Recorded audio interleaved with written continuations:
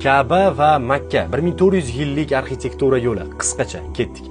Ka'ba ilk bor miloddan avvalgi 2000-yillarda Ibrohim va Ismoil alayhissalomlar tomonidan oddiy toshlarda barpo etiladi. 605-yil Quraysh qabilasi Ka'bani qayta quradi. Tom yopiladi, devorlar mustahkamlanadi, eshiklar o'rnatiladi.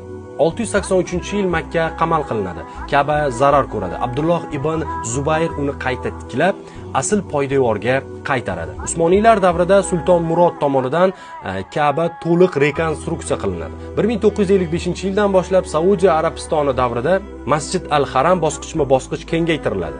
2011 va 2015-yillarda Makka hududida tarixdagi eng katta kengayishlar yuzaga keladi. Bugun Makka zamonaviy shahar, lekin uning markazida 1000 yillardan beri o'zgarmagan nuqta bor. Bu juda ulkan mavzu. Ushbu tarixiy voqealikni qisqacha kontent orqali yetkazib berishga harakat qildim. Kirib kelayotgan muqaddas Ramazon oyi barchamizga muborak bo'lsin.